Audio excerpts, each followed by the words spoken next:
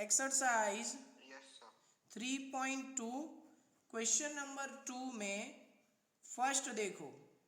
Question number 2 का first है मेरा 5x minus 4y plus 8 is equal to 0। दूसरा है 7x plus 6y minus 9 is equal to 0. What they have said on comparing the ratios a1 upon a2, b1 upon b2, c1 upon c2, find out whether the lines representing the following pair of linear equation intersect at a point parallel or coincident. तो अब यहाँ पे हम लोग पहले तो सभी ratios निकालेंगे। a1 मेरा क्या है 5, b1 क्या है -4, c1 क्या है +8, a2 क्या है 7, b2 क्या है 6 और c2 क्या है मेरा -9। तो सबसे पहले रेशियो निकालेंगे। a1 अपॉन a2 मेरा क्या हो गया 5/7। b1 अपॉन b2 क्या है तो वो b1 अपॉन b2 है -4/6, यानी ये कितना हो गया 2 2 सा 4, 2 3 सा 6, सो -2/3। एंड c1 अपॉन c2 क्या है तो c1 अपॉन c2 है 8/-9। तो यहाँ पे देखें तो a1 upon a2 is not equal to b1 upon b2, therefore it gives intersecting lines. समझ में आया? Yes sir. क्वेश्चन में क्या करना है वो क्लियर हुआ? तो बाकी के दो क्वेश्चन में भी आपको सेम करना है। क्वेश्चन नंबर 2 और क्वेश्चन नंबर 3 में जहाँ पे आपको इसी तरह से रेशियो निकालने हैं और उन रेशियो को कंपेयर करना है और चेक करना है। हमने सारी कंडीशन पढ़ाई है, मैंने वो कंडीशन देखना है अगर कौन सी कंडीशन एप्लीकेबल है। जैसे कि मैं तीनों कंडीशन बोल रहा हूँ कि अगर a1 upon a2 is not equal to b1 upon b2 है तो इंटरसेक्टिंग लाइन होगी। अगर a1 upon a2 is equal to b1 upon b2 is equal to c1 upon c2 है तो कौन सी लाइन हो जाएगी, कोइंसिडेंट लाइन होगी। अगर a1 upon a2 is equal to b1 upon b2 is not equal to c1 upon c2, at that time we are getting parallel lines. Is that clear? Yes sir. किसी को doubt? No sir. Okay. Now see question number 3. Question number 3 में क्या बोला गया कि on comparing the ratios a1 upon a2 and b1 upon b2 and c1 upon c2, find out whether the following pair of linear equations are consistent or inconsistent. हमें check करना है क्या pair of linear equations consistent है कि inconsistent है, वो हमें check करना है। तो जैसे कि यहाँ पे देखो first 3x plus 2y is equal to 5 और दूसरा है 2x minus 3y is equal to 7। तो अब यहाँ पे पहले तो हम लोग सारे मेंशन करेंगे कि a1 क्या है 3, b1 क्या है मेरा 2। पहले तो इसको स्टैंडर्ड फॉर्म में कन्वर्ट करते हैं। तो ये क्या हो जाएगा 3x plus 2y minus 5 is equal to 0। इधर स्टैंडर्ड फॉर्म क्या होगा कि 2x minus 3y minus 7 is equal to 0। तो c1 मेरा क्या होगा तो c1 हो जाएगा यहाँ पे -5। उसी तरह यहाँ देखिए a2 है 2, b2 मेरा क्या है -3 और c2 क्या है -7। सबसे पहले तीनों का रेशियो निकालूंगा। a1 upon a2 is equal to 3/2, b1 upon b2 is equal to -2/3 and c1 upon c2 is equal to -5/-7, so we are getting 5/7. So therefore a1 upon a2 is not equal to b1 upon b2, so pair of equations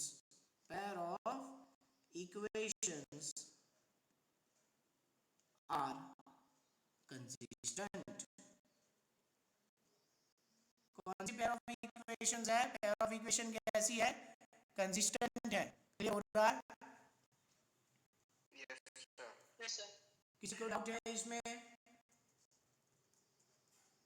तो बाकी के questions में आपको इसी तरह से करना है। पेयर ऑफ इक्वेशंस सारी ढूंढनी है, रेशियोज ढूंढने हैं और रेशियोज को ढूंढने के बाद आपको क्या करना है, चेक करना है कि इक्वेशन कैसी है। अब देखो हमने एक डिपेंडेंट कंसिस्टेंट केस भी पढ़ा है। डिपेंडेंट कंसिस्टेंट कौन सा होता है, 1/b2 is equal to c1/c2 हो तो उसे डिपेंडेंट कंसिस्टेंट कहते हैं। तो अगर डिपेंडेंट कंसिस्टेंट भी आता है तो भी हम लोग उसको किसमें कंसीडर करेंगे, कंसिस्टेंट में ही कंसीडर करेंगे। समझ में आया? ओके बोलो। Maximum temperature of Monday more or less than minimum temperature of Wednesday by how much? Is the minimum temperature of the Monday more or less than the minimum temperature of the Wednesday by how much? तो क्या minimum temperature Monday का जो है, minimum temperature Monday का जो है वो Wednesday से बड़ा है कि छोटा है? ये दोनों टेम्परेचर ये मिनिमम देखना है। मिनिमम कहाँ, ये रहा मिनिमम कॉलम। तो मिनिमम टेम्परेचर मंडे और वेडनेसडे में से कौन सा मतलब क्या है मंडे का, बड़ा है कि छोटा है वेडनेसडे से? बड़ा है कि छोटा है? हाँ वेडनेसडे से बड़ा है। कितना है तो क्या करेंगे? नहीं, छोटा है मंडे। अरे भाई ये मंडे का ये रहा 23.9 और यहाँ वेडनेसडे का 23.6। हाँ, तो दोनों में बड़ा किसका है? और मंडे का कितना बड़ा है? वो 3 है। सब्ट्रैक्ट करना पड़ेगा। 3 है। 3 कहाँ से होगा? 0.03 है, 0.3 होगा। ओके समझ में आया? क्वेश्चन नंबर 3 में क्या करना है हमें? क्वेश्चन नंबर 4 देखो, which of the following pairs of linear equations are consistent or inconsistent? If consistent, obtain the solution graphically. यानी कि अगर वो कंसिस्टेंट है तो आपको ग्राफिकली सॉल्व करना है। तो इस क्वेश्चन को कैसे करेंगे हम लोग? कंसिस्टेंट होगा कि इनकंसिस्टेंट होगा, हम लोग दोनों किसमें ग्राफ बनाएंगे। समझ में आया?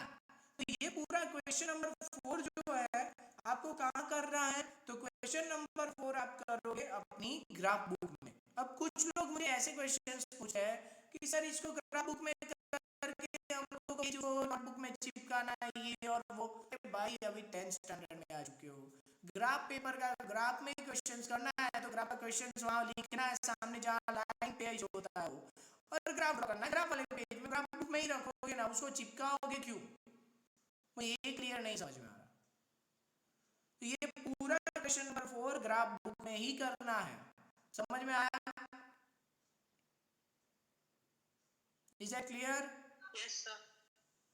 Now Yes, sir. Question number 5 अभी नहीं करेंगे, वो हम लोग जब वर्ड प्रॉब्लम सॉल्व करेंगे सारे तब क्वेश्चन नंबर 5 लेंगे। क्वेश्चन नंबर 6 देखो, now you need to understand that how to make an equations. हम इक्वेशंस कैसे बनाएंगे ये हमें सीखना है। क्वेश्चन नंबर 6 में उन्होंने क्या बोला कि given the linear equation 2x + 3y - 8 is equal to 0, write another equations, another linear equation in two variable such that the geometrical representation of the pair so formed is intersecting line, parallel lines और coincident line। यानी कि एक equation दे दी है, जैसे question number 6 देखो उन्होंने एक equation दे दी हमें, कौन सी? 2x + 3y = 8।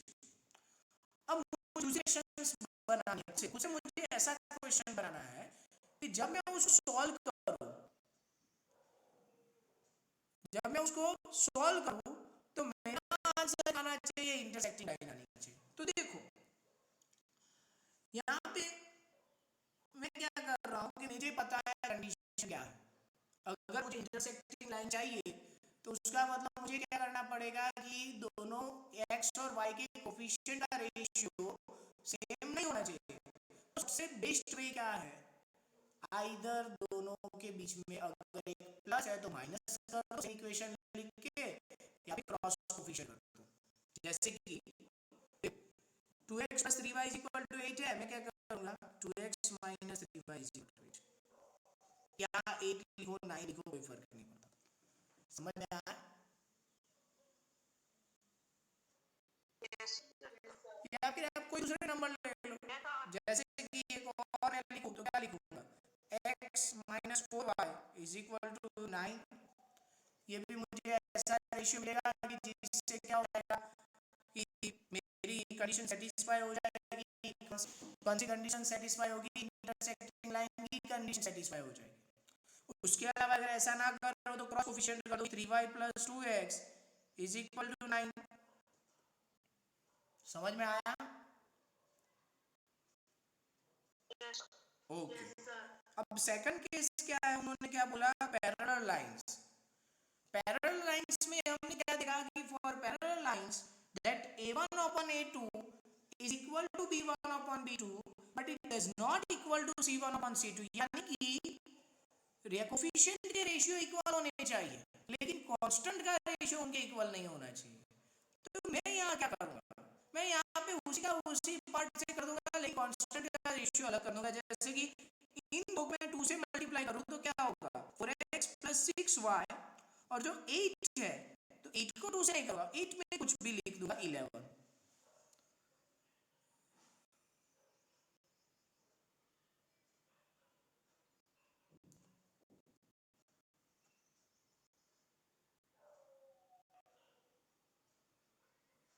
समझ में आ रहा है? Yes, sir. Yes, sir. अगर मान लो ऐसा ना करना, ऐसा करना तो आप क्या करो कि क्रॉस दो, लेकिन याद रखो क्रॉस करने में तो क्या हो जाएगा, वहां आगे वाले पार्ट का कोफिशिएंट सेम नहीं होगा। तो ये मैंने एक मेथड सिखा दी। अब तीसरा उन्होंने क्या बोला, we required coincident line. Coincident line चाहिए, कुछ मत करो, एक कॉमन नंबर से पूरी इक्वेशन को मल्टीप्लाई कर दो, जो आंसर है वही आपको ऐसी इक्वेशन दे देगा कि जिसमें आंसर ऑलवेज ऐसा लाइन होगी कोइंसिडेंट लाइन। जैसे ये पूरी इक्वेशन को मैं 2 से मल्टीप्लाई करूं तो मुझे क्या मिल लेता है कि 4x plus 6y is equal to 16। 2 के अलावा अगर मान लो मैं 3 से मल्टीप्लाई कर रहा हूं तो क्या हो जाएगा, 3 2 6x, 3 3 9y is equal to 24।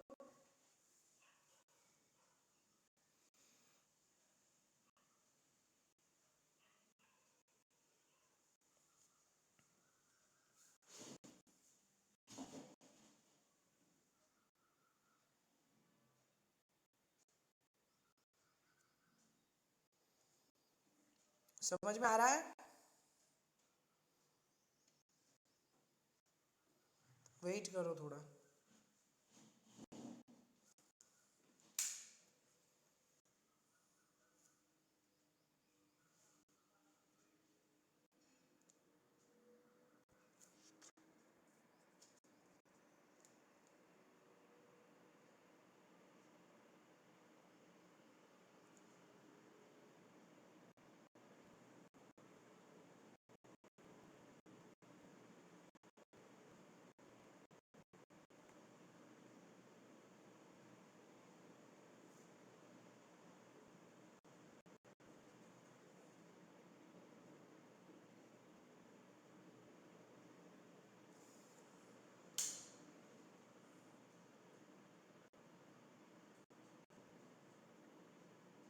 Is that clear? Yes, sir. Yes, sir. Yes. No, sir. कहाँ से नहीं आया? सर बीच में ग्रीन कलर वैसे ही सेकंड क्वेश्चन समझ में नहीं आया। अब देखो यहाँ पे मैंने पहले तुम्हें ये बताया इंटरसेक्टिंग लाइन, तो इंटरसेक्टिंग लाइन में मैंने ये बोला कि आप कुछ मत करो कि मिडिल टर्म में जो साइन दी है, दो कोफिशिएंट के मींस दो टर्म्स के बीच में जो साइन दी है उस साइन को चेंज कर दो, अगर वो प्लस है उसे माइनस कर दो, अगर माइनस है तो प्लस कर दो, बस इतना चेंज करो, आपको जो इक्वेशन मिलेगी, और जो कांस्टेंट है उसको थोड़ा सा वेरिएशन में डाल दो, आपको जो इक्वेशन मिलेगी वो इक्वेशन कैसी रहेगी, तो वो इक्वेशन हो जाएगी हमारी यहाँ पे इंटरसेक्टिंग लाइंस की। दूसरा है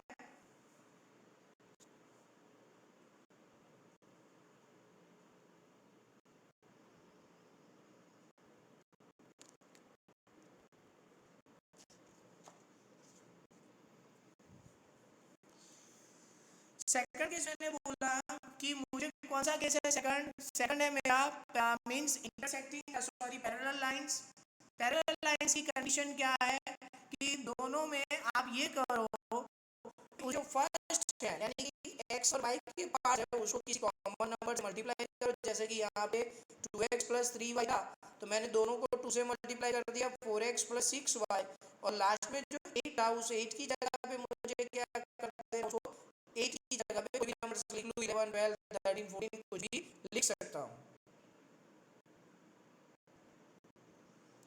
समझ में आया? जबकि थर्ड केस है कोइंसिडेंट लाइन। तो कोइंसिडेंट लाइन में करना क्या है, पूरी इक्वेशन को किसी कॉमन नंबर से मल्टीप्लाई कर दो, पूरी इक्वेशन को कॉमन नंबर से मल्टीप्लाई कर दो, जैसे कि 2x plus 3y is equal to 8 है तो मैंने सबको 2 से मल्टीप्लाई कर दिया, मुझे इक्वेशन क्या मिली, 4x plus 6y is equal to 16।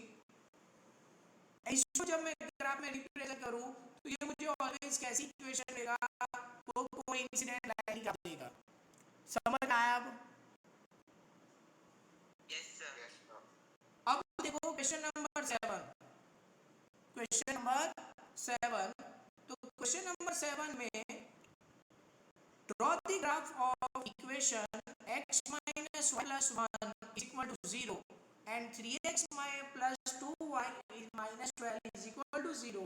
Determine the coordinates of the vertices of the triangle formed by these lines and x-axis and shape the triangular region. Actually ये क्वेश्चन हमने इस टाइप का question मैंने आपको कल करवाया था, जिसमें आपको एक्स एक्सिस पे बनने वाले ट्रायंगल को शेड करना है और वो जो ट्रायंगल है उसके कोऑर्डिनेट्स लिखे। याद आया? ठीक है, तो ये वाला क्वेश्चन भी आप लोग खुद करोगे। अब यहाँ पे कुछ क्वेश्चंस हैं अननोन वाले क्वेश्चंस हमारी इस कंडीशन के बेसिस पे आएंगे जो हमने कल पढ़ी है। तो पहले हम लोग आज उसी की प्रैक्टिस करेंगे। मैं यहाँ पे एक फोटो खींच के आप लोगों को भेज रहा हूँ, थोड़ा वेट करो, मैं फोटो खींच लूँ इसका, यहाँ पे इसमें अननोन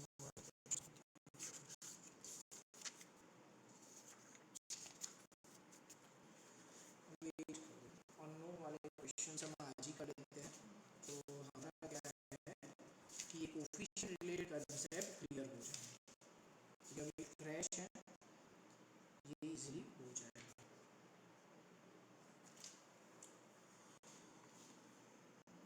थोड़ा वेट करो, मैं पीडीएफ बना के भेज रहा हूँ।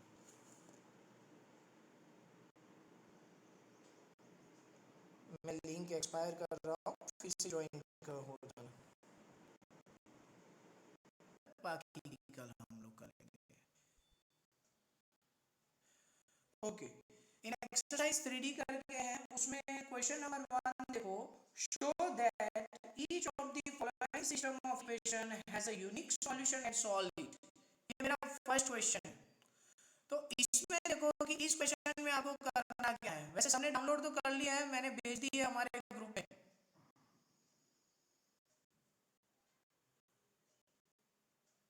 मैंने ग्रुप में वर्कशीट भेजी है, वो डाउनलोड की कुछ लोगों ने की है। हाँ ठीक है, तो अब देखो इसमें क्वेश्चन नंबर 1 जो है, क्वेश्चन नंबर 1 वर्कशीट का, उसमें हमें करना क्या है, show that each of the following system of an equation has a unique solution and solve it.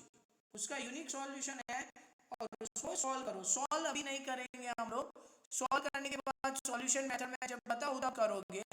अभी के लिए हम लोगों ने सिर्फ ग्राफिकल सॉल्यूशन मेथड किया है। तो ये क्वेश्चन आप लोग करके फिर थोड़ी सी स्पेस छोड़ दोगे, या फिर एक काम करो, क्वेश्चन नंबर 1 अभी मत करना, 1 2 3 अभी मत करना। अभी हम लोग डायरेक्ट क्वेश्चन नंबर 4 पे जाते हैं। क्वेश्चन नंबर 4 उसमें क्या है, find the value of k which of the following system of equation has a unique solution. Question number 4 में क्या है, 2x plus 3y is equal to minus 5 is equal to 0, और दूसरा है kx plus minus 6y minus 8 is equal to 0। what they have said that find the value of k which makes our equation in a unique solution. हमें k की value find करनी है जो हमें क्या दे दे, यूनिक सॉल्यूशन दे. तो पहले तो यहाँ पे a1 क्या है 2, a2 क्या है मेरा k, b1 क्या है प्लस 3, c1 क्या है -6, d1 क्या है b2 क्या है -6, c1 क्या है -5, c2 क्या है -8. समझ में आया? तो अब यहाँ पे सबसे पहले फॉर यूनिक सॉल्यूशन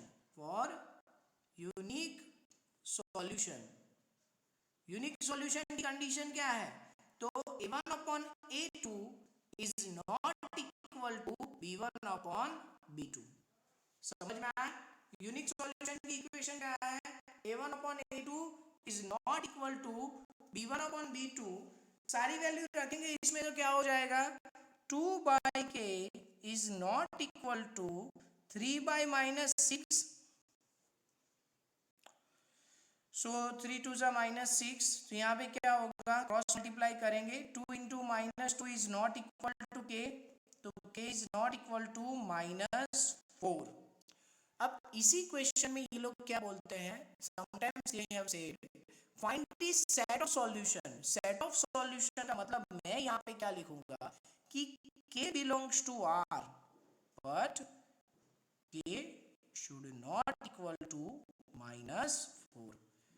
इसका मतलब ये हुआ मेरा आंसर क्या हो गया, k की वैल्यू आई कि k कुछ भी हो सकता है, कोई भी रियल नंबर हो सकता है, लेकिन k -4 नहीं होना चाहिए for the unique solution. Is this clear? किसी को डाउट है इसमें?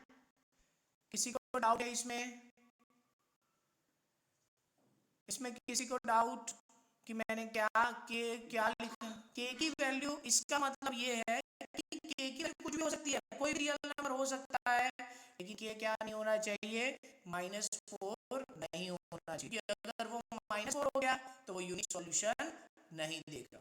समझ में आया? तब देखो इसमें क्वेश्चन नंबर 5 6 7 8 9 सभी में आपको यही करना है.